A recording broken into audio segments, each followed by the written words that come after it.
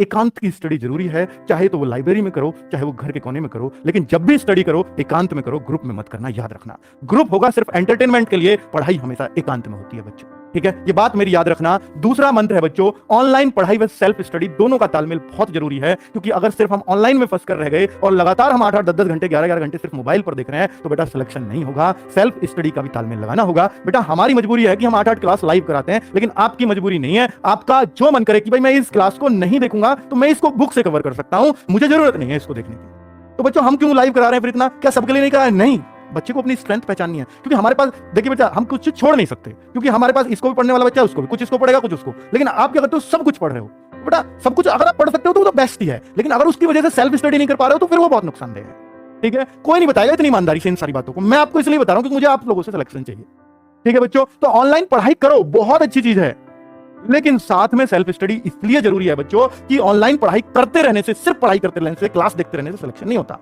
जब तक अपने दिमाग में ना उतारो, और दिमाग में उतरती है चीजें सेल्फ स्टडी से। तो बच्चों दोनों का तालमेल प्लीज बना के रखना। मैं ये मानता हूं मैक्सिमम 5 से 6 आवर क्लास ऑनलाइन लेनी चाहिए, इससे ज्यादा नहीं लेनी चाहिए, ठीक है। और अगर 5-6 आवर्स ऑनलाइन ले रहे हो तो बेटा 5 आवर्स की सेल्फ स्टडी भी चाहिए, जो बुक से हो सकती है, नोट्सों से हो सकती है, ठीक है। फिर सर कैसे करें, क्लास तो ज्यादा है, तो बेटा आप उस सब्जेक्ट को छोड़ो जिसको आप बुक से कर सकते हो। आपको लगता है मुझे बुक से और मुझसे क्लास से दोनों से एक सा होगा, तो आप करिए, फिर आप बुक को प्रीफर करिए, क्योंकि इतनी क्लास आप नहीं देख पाओगे, मुझे भी पता है, रेगुलरली तो नहीं देख पाओगे। इस तालमेल को उन सब बच्चों ने बहुत बेहतर बैठा रखा था। तब में ये बात कॉमन थी बच्चों कि सबका ऑनलाइन पढ़ाई फिक्स, इतनी क्लास करनी है, और सबका सेल्फ स्टडी फिक्स कि इन क्लास के बाद मुझे ये प्रैक्टिस करनी, ठीक है बच्चों। आगे बात करता हूं बेटा मॉक टेस्ट। ये ऐसा कोई बच्चा नहीं था कल जो सिलेक्शन के बालक आए, होके जो दिल्ली पुलिस में जो आए हमसे बात करने मिलने, तो उनमें कोई ऐसा बच्चा नहीं था जिसने मॉक टेस्ट ना दिए हों, मेरे ना दिए हों, किसी और के दिए हों, पर दिए हों। मॉक टेस्ट के बिना सिलेक्शन संभव आजकल नहीं है ऑनलाइन की दुनिया में, है ना बच्चों। तो मॉक टेस्ट अगर आप वीकली देते हैं तो ये बहुत अच्छा है बच्चों, बहुत शानदार है। अब इतनी पढ़ाई तो आपने कर लिया कि वीकली मॉक टेस्ट दे सको, और वीकली मॉक टेस्ट में अगर आप शुरुआत में देना शुरू करते हो तो मैं कहता हूं बच्चों 150 अपना पहला टारगेट रखो कभी भी मॉक टेस्ट में। अगर 150 को अचीव, देखिए ऐसा होता है कई बार मेरे एक में 150 आ गया, बाकी में 130, फिर 130 पे आ गया, बेटा इससे डिमोटिवेट मत होना, वो अभी आपका लेवल 150 का बना ही नहीं है, क्योंकि जिस दिन बन जाएगा उस दिन आप 150 से नीचे आना बंद कर दोगे, इसलिए डिमोटिवेट मत होना। 130 का ही मेरा लेवल है, वो तो आ गया एक में 150, क्वेश्चन आसान रहे होंगे, लेकिन 150 का बनाओ। पहला टारगेट ये कि मैं लगातार 2-3 टेस्टों में 150 ले आया, तो आपका 150 का लेवल है। फिर बेटा अगला टारगेट 180 को अचीव करेंगे हम, कि आप 180 लेके आने। बेटा बहुत टाइम ऐसा होगा कि आपका 1-1, 2-2 ही बढ़ रहा है, या 1-1, 2-2 घट भी गया, उससे घबराना मत कभी, क्योंकि नंबर हमेशा छलांग मारते हैं। क्या जो आपके मार्क्स है ना, वो कभी भी ऐसे नहीं बढ़ते 1 बढ़ा है, 2 बढ़ा है, कभी 3 बढ़े हैं, वो छलांग मारते हैं बच्चों।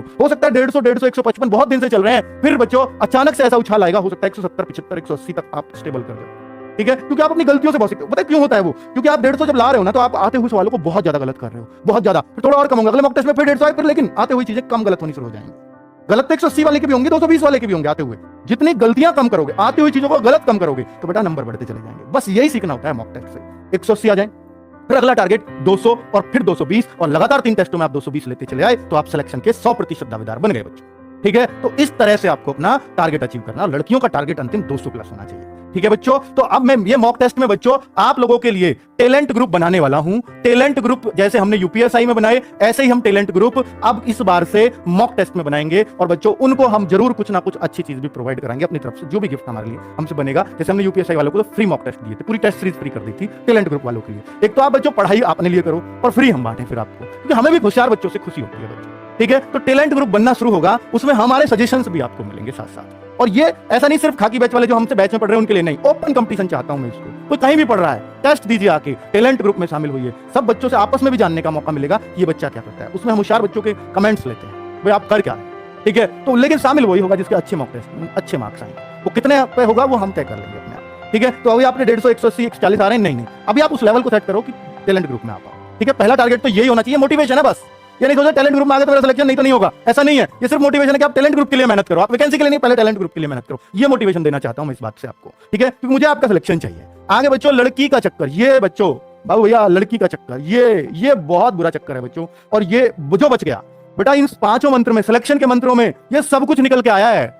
क्योंकि आपने देखा होगा अक्सर कमेंट्स में कि बच्चे लोग, किसी लड़की ने कमेंट कर दिया ना, तो उसका भैया उसके हाय पूजा, हाय बबीता, हाय सीमा, हाय रीना। लेकिन अगर कोई पप्पू, कोई मतलब कोई और राहुल, कोई पंकज ऐसे कमेंट कर रहा है, तो उसमें नहीं होता हाय पंकज, हाय राहुल, नहीं, ये होता है लड़कियों का कमेंट है। तो निश्चित तौर पर आप करते हो इसलिए आपको हंसी आ रही है, जो हंस रहा है सब करते हैं, ये निश्चित तौर पर बात है, ठीक है बच्चों। तो ये चीज किसी में नहीं थी उनमें, अब किसी में हो भी चलो मन चला, मैंने मान लिया, लेकिन उसने अपनी पढ़ाई से नहीं हटने दिया, ध्यान इस पर रहा, तो हो सकता है कोई लिमिटेड उसमें, बहुत लिमिटेड उसमें।